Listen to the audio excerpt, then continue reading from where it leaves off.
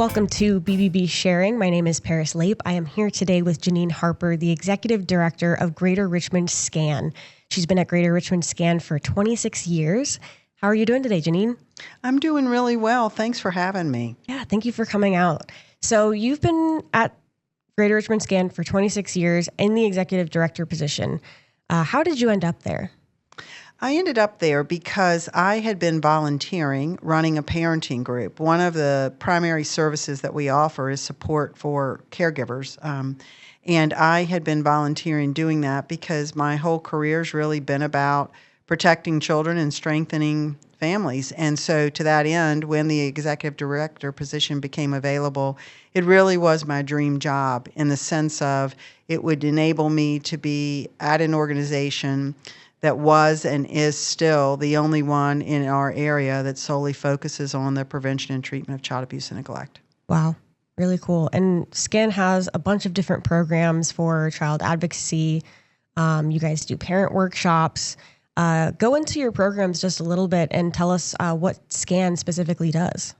Yeah, so as I mentioned, our mission is the prevention and treatment of child abuse and neglect, and we really do that through 5 programs. We have 2 child advocacy centers, one in Richmond City and one in Henrico, and serve multiple localities through those.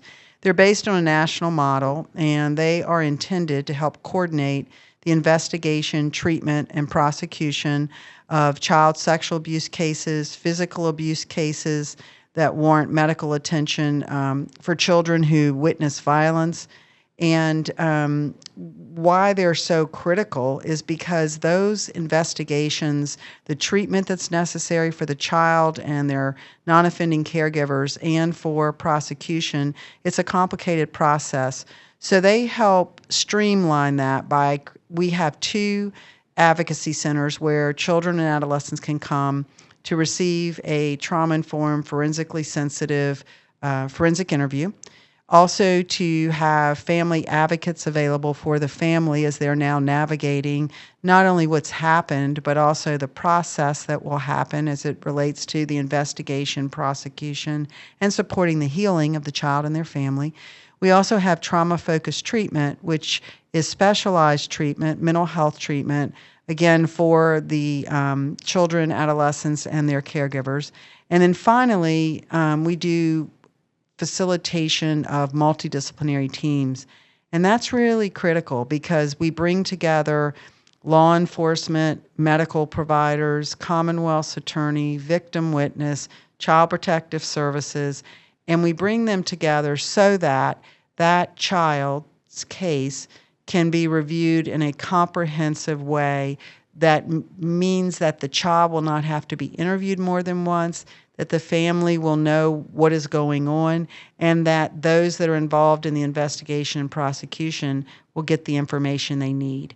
So that is really the work, I would say, of the child advocacy centers. We also have something called the Family Support Program. It's intended for caregivers, and we use the word caregivers instead of parents because oftentimes we're working directly with people who are now the adults caring for children that may not be their biological parents. Mm-hmm. And so the Family Support Program serves parents, and we do that primarily through 20-week treatment groups, and most of those caregivers have been involved in instances of abuse and neglect and now need to get intensive parenting support and education and treatment. We also offer parenting groups in existing programs. For instance, we have one currently in Henrico County Jail. We have some in substance use disorder treatment programs, but really trying to provide that support, education that every caregiver needs, and certainly caregivers who've experienced trauma themselves or are living in conditions that make it really difficult for them to be able to provide the predictability, stability, and nurturance that every child needs. So kind of getting down to more specifics about being trauma-informed and all that. As a caregiver, what is one thing that they should know when they're looking into your services? Just looking at your programs online, maybe they have a foster child that they're worried about. How do they start getting involved with SCAN? Yeah. Many times people are involved in some other system, and so a system, in some sense, is referring them. But certainly, if they're not, we have a lot of information on our website, www.grscan.com.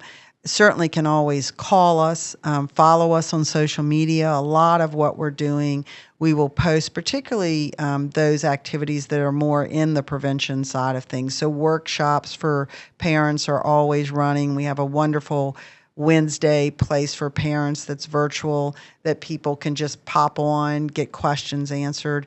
But I think if you're a caregiver and you're looking for something, I think what to know about SCAN, and I think what I'm most grateful for, is not only the strong orientation to every day, how can we do this well, and how can we follow the science, the evidence that is out there in terms of research, and how do people feel when they come to us? What is it we're doing in terms of hospitality and welcoming and building rapport so that they feel like they're cared for? So I think what I would say for someone is know that we are trauma-informed, research-based, evidence-based, evidence-informed, meaning that essentially we know what we're doing, which is really important, and how we hope you feel is the same thing we hope that your children will feel from them, or if their children are getting services, which is to feel safe and cared for and seen. What is the impact that you've seen in Richmond in your 26 years of being in this position? I think there's a number of them, but one is certainly a better understanding and awareness that child abuse and neglect occurs. I think when I started in this position, certainly, it's been well publicized, and, certainly in the 1980s, more and more federal legislation focused on it and really creating awareness and mechanisms for how to keep children safe. But, it is something that is so painful to acknowledge. It's painful for people who survived it and are now adults, and how to talk about it and deal with it.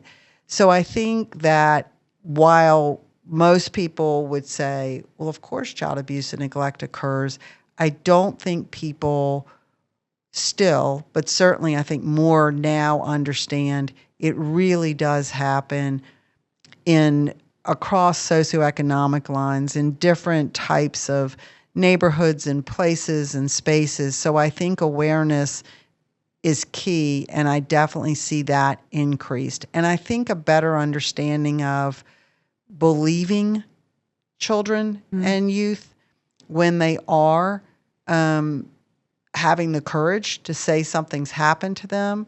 And I think with adults, a much stronger emphasis on making sure people are screened, that they are trained, particularly those adults who are working in the lives of children, coaches and teachers and clergy. And then again, certainly caregivers having a different level of awareness of what should I pay attention to. Again, we always talk about, you don't want it to be hypervigilance or anxiety around it. Children need to have relationships outside their family, and most abuse actually occurs within people's families or people that are known to them. But I do think there is a greater awareness at every level around this does happen, what can be done about it, and then what to prevent, and a better understanding that when it does happen, it doesn't just go away, that trauma changes people. And that doesn't mean they have a sentence from then on to suffer, but I think there's a better understanding that healing is possible, but healing takes purpose and work and caring.